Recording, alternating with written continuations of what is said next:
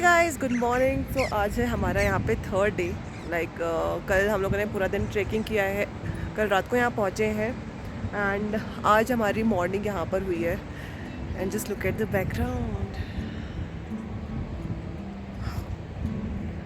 सो beautiful. So अब यहाँ से सिर्फ 1 और 1.5 किलोमीटर बचा है और हम बहुत ही जल्द केदारनाथ जी के दर्शन करेंगे होपफुली। सो या आगे कुछ बताने से पहले गाइस मैं आपसे रिक्वेस्ट करूंगी, अगर आप लोगों ने मेरा ये जो व्लॉग्स है ना केदारनाथ का पार्ट 1 और पार्ट 2 नहीं देखा है तो उनके लिंक आप लोगों को डिस्क्रिप्शन बॉक्स में दे दूंगी, जाके आप ज़रूर देखिएगा। बहुत ही अच्छे व्लॉग्स हैं और कुछ ना कुछ इन्फॉर्मेशन भी आपको मिल जाएगी इनकेस अगर आप जा रहे हैं तो। यहाँ पर मैं आपको दिखा रही थी, ये हेलीकॉप्टर्स हैं। लाइक आप बिलीव नहीं करोगे, एक के बाद एक हेलीकॉप्टर्स आए जा रहे थे। लाइक अगर आपको भी ये फैसिलिटीज़, ये सुविधा आपको लेनी है तो इसके लिए भी ऑनलाइन बुकिंग्स होती हैं, आप वो भी करवा सकते हैं। अदरवाइज़ अगर ऑफ सीज़न आप जा रहे हो, लाइक बहुत रश नहीं है, तो आप वहाँ जाकर भी इनके लिए टिकट्स के लिए आप अप्लाई कर सकते हैं। बहुत ही आराम से आपको सुविधा मिल जाएगी इसकी। यहाँ पर मैं आपको दिखा रही हूँ कि वो वहाँ पर हमें जाना है, यहाँ से 1 से 1.5 किलोमीटर और हमें पैदल चलना था। तो ये जो एरिया है ये है बेस कैंप। जब आप अपनी ट्रैकिंग कंप्लीट कर लेते हैं तो यहाँ पर ये बेस कैंप है। ज़्यादातर लोग आकर यहीं स्टे करते हैं या तो फिर नीचे ही स्टे करते हैं। तो यहाँ पर हम लोगों ने स्टे किया था। यहाँ पे हम लोग सिर्फ रात के लिए स्टे किए थे हम, क्योंकि हमें रात को सिर्फ खाना था और सोना था। तो हम लोगों ने सिर्फ रात की फैसिलिटीज़ बुक की थी। और इसकी जो बुकिंग थी, हमने यहाँ पहुँचने से केदारनाथ जाने के 2 से 3 महीने पहले ही बुकिंग कर ली थी, क्योंकि प्राइस भी काफ़ी चीप मिल रहे थे और प्री बुकिंग करना बहुत ज़रूरी था, क्योंकि उस टाइम पर आपको पता है कितना भीड़ था केदारनाथ में। हमने जो रूम्स बुक किए थे वो GMVN के थ्रू किया था। यहाँ पर हमने टेंट हाउस बुक किया था। यहाँ पर रूम्स भी हैं, आप चाहे तो रूम्स कर सकते हैं, टेंट हाउस आपको जो सही लगे। नीचे हमने होटल रूम बुक किया था GMVN के ही थ्रू, और यहाँ पे हमने टेंट हाउस बुक किया था। और GMVN के प्राइसेस जो होते हैं ना बहुत ही चीप होते हैं, इसलिए मुझे काफ़ी, और इनकी फैसिलिटीज़ भी अच्छी होती हैं तो मुझे अच्छा लगा। बाकी GMVN के अलावा भी यहाँ पे बहुत सारे टेंट हाउस की फैसिलिटीज़ या फिर होटल रूम्स होंगे। आप ऑनलाइन आप चेक करेंगे तो आपको सब चीज़ें पता चल जाएंगी। सो आपको मैं यहाँ पे टेंट दिखा दूँ कि कैसा था हमारा टेंट। यहाँ पे इन लोगों ने जो स्लीपिंग बैग था वो और ब्लैंकेट, ये सारी फैसिलिटीज़ दी थी हमें। तो रात के टाइम ठंड बहुत ज़्यादा हो जाती है, तो इसलिए हमें ज़रूरत थी इन सब चीज़ों की। और आप एक बार पीसफुल नींद ले लोगे ना तो ही आप आगे ट्रैवल कर पाओगे। तो ये कुछ इस तरह से था, पूरा मेस्ड अप था। हम लोगों ने पैकिंग करी थी, यहाँ से निकलना था। और ये था यहाँ पे वॉशरूम। अब यहाँ से आगे की जर्नी स्टार्ट होगी।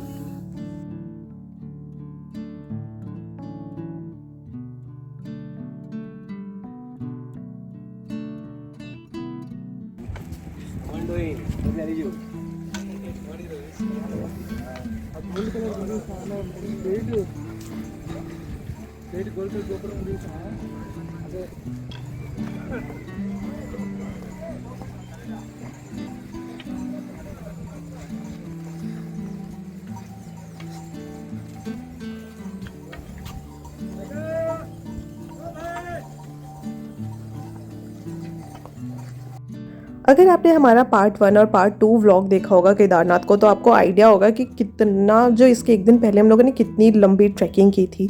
हम लोगों ने बिल्कुल भी कोई हेल्प नहीं ली, ना ही किसी बग्गी की, ना ही घोड़े की, ना ही कुछ। इनफैक्ट हमने शॉर्टकट मारने की जो कोशिश की थी वो भी, मैं तो यही सजेस्ट करूँगी कि शॉर्टकट आप कम से कम लें, जो नॉर्मल रूट्स बनाए गए हैं वही लें, क्योंकि शॉर्टकट ना बहुत ज़्यादा पेनफुल होते हैं। तो मेरा भी कुछ ऐसा ही हाल हो गया था, मेरे पैरों से ना चला नहीं जा रहा था। ये 1-1.5 किलोमीटर की जो दूरी थी ना भोलेनाथ से, वो भी इतनी ज़्यादा भारी लग रही थी। फिर यहाँ से हम लोग चल रहे थे और आप क्लाउड्स देख रहे, लाइक मैं आपको एक बात सच बताऊँ, आप यहाँ ज़रूर जाइए, क्योंकि ये जो ब्यूटी मैं कैमरे में कैप्चर करूँगी, जो एक्सपीरियंस, सारी चीज़ें मैं आपको बताऊँगी ना, वो सिर्फ आप सुन सकते हैं, बट उस चीज़ को मतलब एक्चुअली आप समझ पाना या फील कर पाना आप सिर्फ तभी कर पाएंगे जब आप यहाँ विज़िट करेंगे।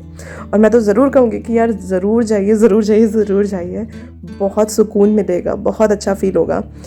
तो मैं एक्चुअली इस वीडियो में मैं जो भी बोल रही थी कुछ रिकॉर्ड नहीं हुआ, बाय चांस। तो यहाँ से हमें आगे की भी जर्नी करनी थी। यहाँ पर ये जो आप देख रहे हैं हेलीकॉप्टर्स का, यहाँ पर आके रुकते हैं और फिर यहाँ से थोड़ा सा लाइक अगर आपको लगता है कि आप सीधे मंदिर के बाहरी उतारेगा हेलीकॉप्टर आपको, तो ऐसा कुछ भी नहीं होता है। वहाँ उतरने के बाद भी आपको चलना पड़ता है, which is completely fine. I think भगवान तक पहुँचने के लिए थोड़ी तो मेहनत करनी पड़ेगी यार, तो इतना तो चलना ही चाहिए। तो ये था, और आप देख सकते हो पूरा धुंध, मतलब पूरी हवा यहाँ पर आ गई थी, पूरा कोहरा आ गया था। यहाँ पर हेलीकॉप्टर रुकते हैं और फिर यहाँ से एंट्री होती है मेन गेट की।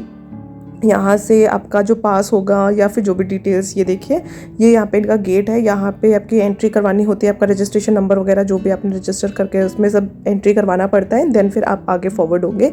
सो कुछ इस तरह से, जो आपको पहाड़ मैंने शुरू में दिखाया था ना कि मुझे वहाँ जाना है, सो हम दूसरे दिन उस पहाड़ के पास थे। और अब इसके आगे का सफ़र आप खुद ही देखिए, कुछ बोलने के लिए बचा ही नहीं है।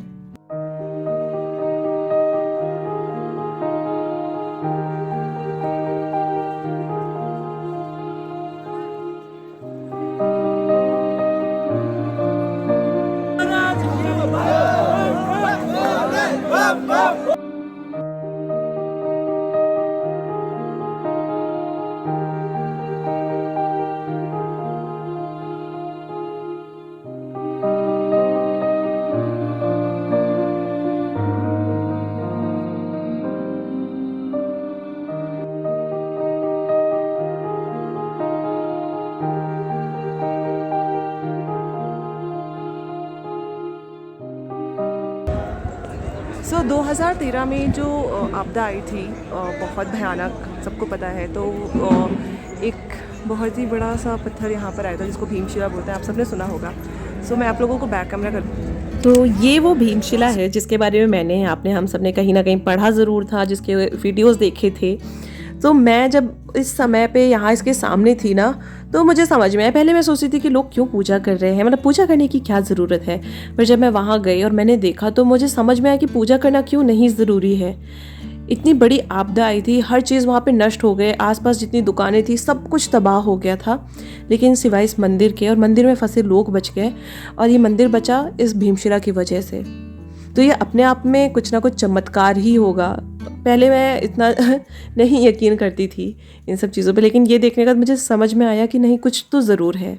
कुछ तरह, एक अलग तरह की पावर, एक अलग तरह की एनर्जी ज़रूर थी जिसकी वजह से ये सब हुआ। आपको मैं सच बताऊँ तो इस एरिया पे, यहाँ पर मंदिर के पास पहुँचने के बाद ना, इतना ज़्यादा अच्छा लग रहा था, इतना पॉजिटिव, एक अलग सी एनर्जी थी लोगों में, एक अलग सा, मतलब एक खुशी थी, एनर्जी थी, पॉजिटिविटी थी, हर कुछ था। मतलब ऐसा लगता था अब कुछ कमी ही नहीं है हमारी लाइफ में, हर चीज़ तो परफेक्ट है हमारे पास, ऐसा फील हो रहा था। और लोग कितने खुश हैं यहाँ पर, मुझे बहुत ज़्यादा अच्छा लगा। तो मैं आपको यही कहना चाहूँगी इसकी, आप लोग जो वीडियोस में देखते हो ना, मैं हर बार यही कहती हूँ, जो वीडियोस में देखते हो वो चीज़ बहुत अलग होती है और सामने से वो चीज़ बहुत अलग होती है। स्पेशली नेचर फोटोज़ में, वीडियोस में जितना वाव लगता है, सामने से उतना ही वाइड होता है, उतना ही बड़ा होता है, उसके सामने हम चींटी जैसे हैं। तो आप समझ सकते हैं, चीज़ बहुत अलग होती है।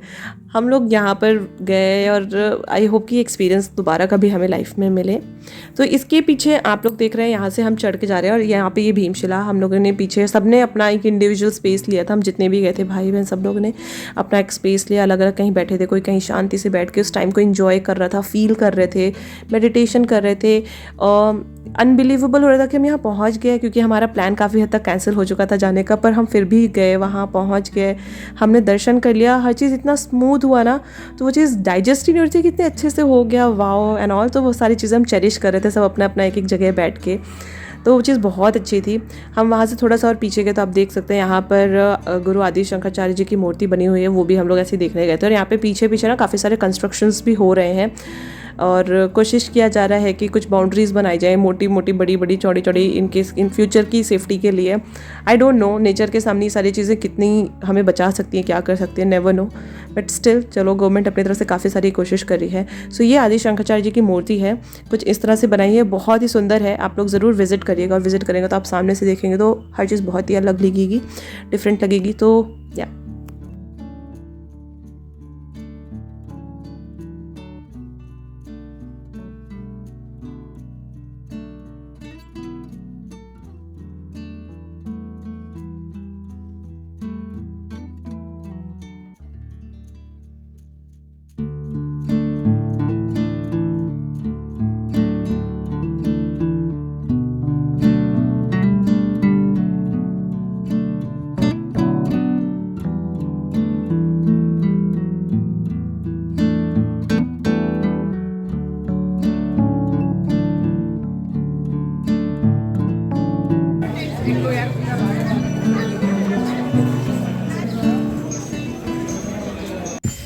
सो हम लोगों का दर्शन तो बहुत अच्छे से हो गया है। अब 1:30 टाइम हो गया है, यहाँ से हम निकलने वाले हैं क्योंकि हमें बहुत ही जल्दी नीचे भी पहुँचना है और फिर वहाँ से भी आगे का रास्ता नापना है।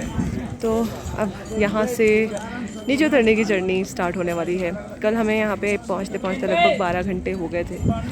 अब देखो उतरने में कितना टाइम लगता है। तो हम 1:30 पे जर्नी स्टार्ट कर रहे हैं। So let's see. केदारनाथ की इतनी सुंदर वादियाँ मैंने आप लोगों को दिखा दी, अब आप लोगों को कुछ रियलिटी भी दिखा दूँ। ये चांद पे पड़े हुए दाग की तरह मुझे लग रहा था। बहुत ज़्यादा प्लास्टिक, हद से ज़्यादा कचरा मुझे दिखा, स्पेशली कॉर्नर्स पे।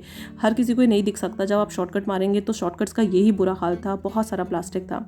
अब प्रॉब्लम क्या है ना कि वहाँ पे हद से ज़्यादा शॉप्स ओपन हो चुकी हैं, तो हर कोई वहाँ पे मैगी, चिप्स ये सब बेच रहे हैं। लेकिन एज अ टूरिस्ट हम लोग की जिम्मेदारी ये बनती कि हम जो भी ख़रीद रहे हैं, जो भी खा रहे हैं, एटलीस्ट उसका रैपर अपने बैग में रख के वापस लेकर आ सकें, क्योंकि रैपर का कोई वेट नहीं होता। बहुत बार मैंने लोगों को देखा है कुछ भी खाते हैं ऐसे चलते फिरते सड़कों पे फेंक देते हैं, और बहुत बार लोग गाड़ी में कुछ भी खा रहे हैं उसके बाद उसका रैपर फेंकने के लिए शीशा नीचे के और गाड़ी के झट से बाहर फेंक देते हैं। तो यार ये सब मत करो। मैं आप लोगों से हम्बल रिक्वेस्ट करती हूँ कि जब भी आप नेचर के क्लोज जाते हो, चाहे वो आप बीच साइड पे जा रहे हो, चाहे माउंटेन्स में जा रहे हो, चाहे कहीं भी तीर्थ स्थल पे जा रहे हो, या फिर नॉर्मली घूमने जा रहे हो, पर नेचर के टुवर्ड हमारी ये जिम्मेदारी बनती है कि हम भी उसको थोड़ा बहुत क्लीन रखें। एटलीस्ट जितना हमसे हो सकता है उतना तो कर ही सकते हैं ना। तो प्लीज़ हाथ जोड़ के आप सबसे यही विनती करती हूँ कि प्लास्टिक्स ना लेकर जाएं, और लेकर जाते हो तो अपने साथ वापस लेकर आएँ। That's it. बस यहाँ पर बैठ के हमने थोड़ा सा टाइम स्पेंड किया, उसके बाद हमने अपने आगे की जर्नी वापस से शुरू की। इसका नेक्स्ट व्लॉग आएगा, ये व्लॉग मैं यहीं एंड कर रही हूँ। आप लोगों ने अगर प्रीवियस व्लॉग्स नहीं देखे तो उसका लिंक डिस्क्रिप्शन बॉक्स में दे दूँगी। यहाँ पर आपको एक टिप देना चाहूँगी कि चढ़ाई करते वक्त शूज़ पहन के आप चढ़ सकते हैं, लेकिन उतरते वक्त कोशिश करिए कि कुछ ऐसा पहने जो सामने से खुला हो, क्योंकि ढलान के वक्त ना पूरा पैर का प्रेशर शूज़ के सामने फ्रंट एरिया पे जाता है, जिसकी वजह से पंजों में ज़्यादा दर्द हो सकता है। तो बस बाकी मेरा वीडियो आपको कैसा लगा मुझे कमेंट करके ज़रूर बताइएगा। अब मिलते हैं नेक्स्ट व्लॉग में।